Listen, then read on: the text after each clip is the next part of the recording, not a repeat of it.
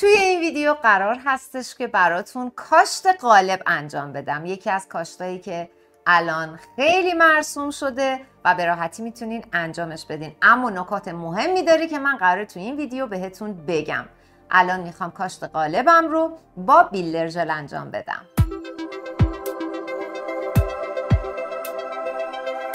سلام، روشنک سامی هستم، مدرس و مستر ناخن. بچه های پلیلیست براتون تهیه کردیم، انواع مواد گذاری ها رو توش گذاشتم. الانم که میخوام دست سحر رو براش با قالب و بیلدر ژل کاشت کنم. سحر دستتو بده. دست سحر رو آماده سازیش رو انجام دادم. سطح ناخنش رو یه کوچولو براش مات کردم، با پد و کلینزر تمیزش کردم. حالا یک لایه پرایمر میزنم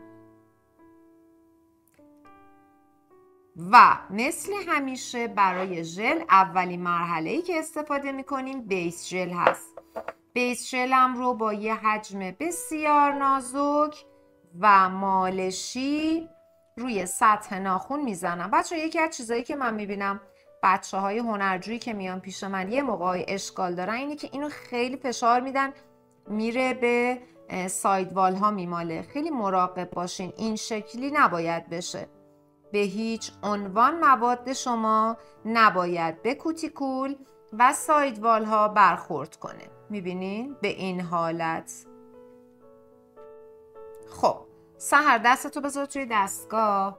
اون LED اونم هر وقت بهت گفتم باید روشن کنیم. بده من شکلشو نشون بدم.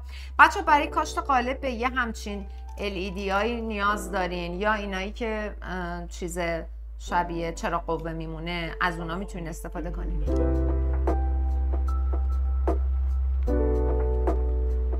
بچه ها یکی از نکاتی که شما لازمه توی کاشت قالب خیلی رعایتش بکنین اندازه سایز قالب هست. جوری که کاملا موقعی که قالبتون رو میخواین اندازه گیری کنین برای اون ناخن باید جوری نگه دارین که یه کوچولو بالاتر باشه. یعنی تصور کنین حجم ژل توی قالبتون هست، با اون حجم ژل کاملا کناره ها و کنار خروجی های ناخن باید کاور بشه. اگر یک مقدار سایز قالبتون بزرگتر باشه هیچ اشکالی نداره. من الان توی دوربین بالا بهتون نشون میدم که دقیقاً منظورم چی هستش. بچه‌ها ببینین من 2 تا قالب اینجا انتخاب کردم. الان اینو ببینین، من میخوام ببینم سایز ناخن سحر هست یا نه. تصور میکنم یک کمی هم مواد روش میره. بچه‌ها الان وقتی این قالب رو اینجوری میگیرم کنار سایدوال سحر و نقطه خروجیش خالی میمونه. پس این قالب، من اینو قالب رو فشار نمیدم اینجوری که بگم خب الان اندازه است. این یه موادی میره توش قرار میگیره دیگه. وقتی کنار این سایدوال خالی باشه یعنی اینکه این قالب اندازه نیست. حالا یه قالب بزرگتر برداشتم. نگاه کنین الان کاملا دیواره ها رو پوشونده. البته این اندازش بود و من باید یه سایز کوچیک‌تر می آوردم نشون میدادم.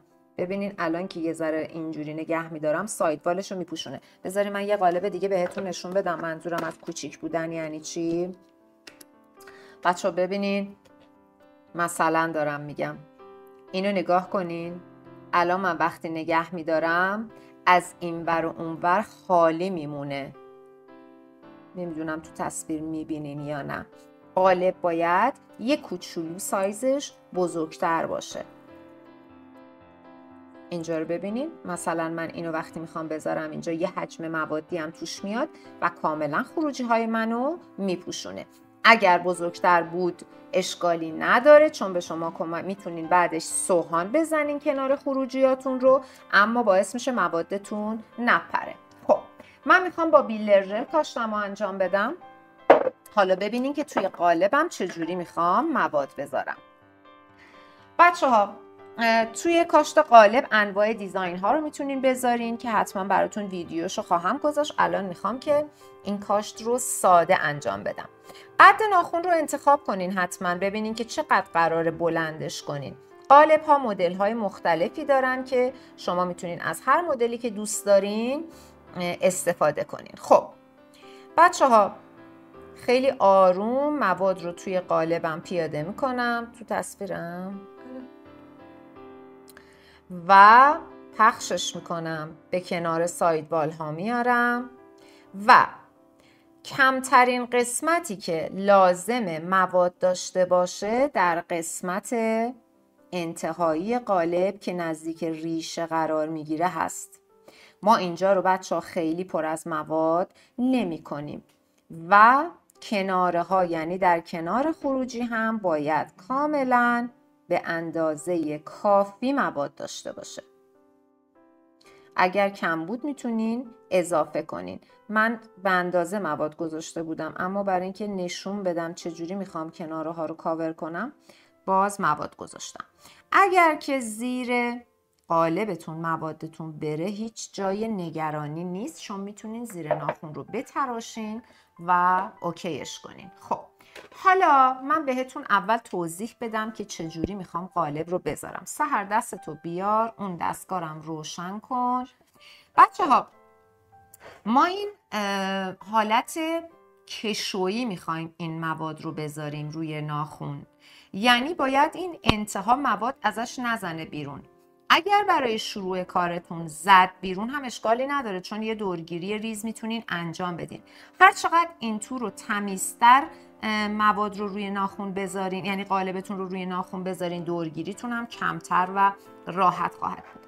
مواد گذاری من باید به حالت کشویی باشه، یعنی موادم در اون انتها صفر بشه.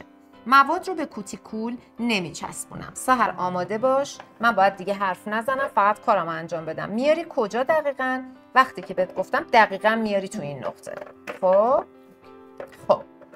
بچه ها به حالت کشویی مواد رو روی دست میذارم. سحر بیا اون قسمت. حسنم دستت نباید تکون بخوره. خب یه ذره بچه دست تکون بخوره کج و کله میشه. اینا مواردی هستش که توی کاشت قالب بسیار مهمه. خب سحر ببرش کنار. اگر این زیر موادتون هنوز شل بود میتونین یه ذره صاف و صوفش کنین. خب برو تو دستگاه اصلی خوشه.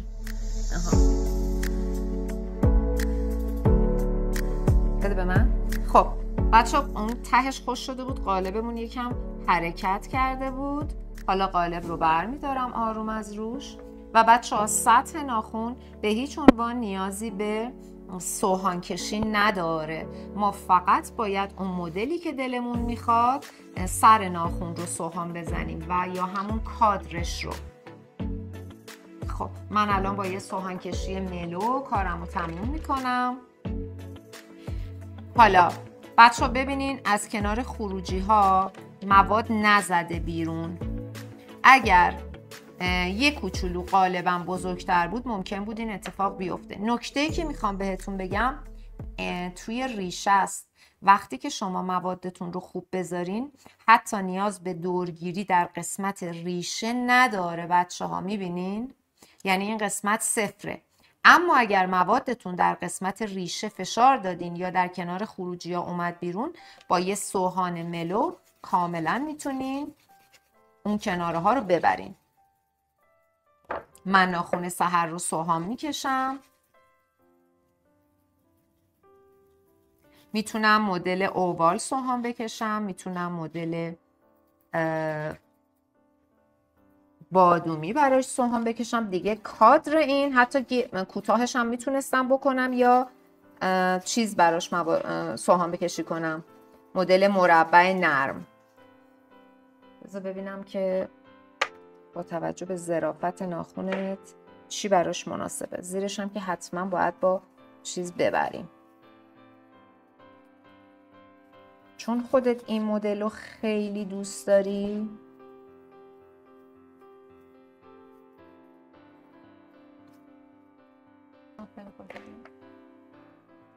خب زیرش هم برات تمیز کنم. بچه ها با استفاده از یه سرسوهان کاجی زیر ناخن سحر رو اگر که ژل اومده باشه تمیز میکنم.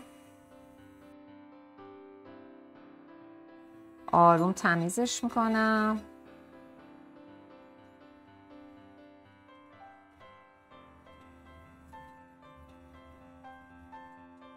معمولا برای ترمیم از قالب استفاده نمیشه، فقط برای کاشت استفاده میکنن. خب بچه ها ناخونش تموم شد. شما میتونین با یه تاپ کت کارتون رو، تاپ ژل کارتون رو به اتمام برسونین یا میتونین روش لاک ژل بزنین. اگر احیانا حجم موادتون در قسمت ریشه یکم مونده بود، فقط کافیه، ما الان نداریم این حجم و من فقط نشونتون میدم. ببینین بچه ها خیلی آروم دورگیری میکنم، همین، یعنی اون حجم ژلی که این پایین اومده رو بر میدارم و تمام، دیگه روی سطحش رو سوهان نمیکشم چون نیازی به سوهان کشی نداره. ویدیو بعدی که باید حتما ببینیش، از دستش ندی، ببین کی بهت گفتم مدل سوهان کشی اووال یا گرد هستش که من لینکش رو برات میذارم اینجا که گمش نکنی، پیداش کنی. مهمه که میگم، اصرار میکنم. بعدشم اگه انجامش دادی و توش مشکل داشتی، من یه شرایطی برات به وجود آوردم که اگه راه دوری و سختت حضوری بیای پیش من، بتونی کلاس رفع اشکال آنلاین با من داشته باشی. اطلاعات تماسمو میذارم، میتونی با من برای این کلاس هماهنگ بشی. بچه ها قبل از اینکه شما یه سوهان کشی مناسب داشته باشین و خوشگل و تر و تمیز، باید مواد کشیتون هم اصولی باشه، یعنی همه موادی که میذارین دقیق و صحیح و درست باشه. پس توی پلیلیست بالا همه سوهان کشی ها رو برات گذاشتم، اما قبلش میری توی این پلیلیست پایین که همه مواد گذاری ها هست. اول اینا رو میبینی، بعد میای سراغ این بالایی ها. خوب بود؟ ول بدا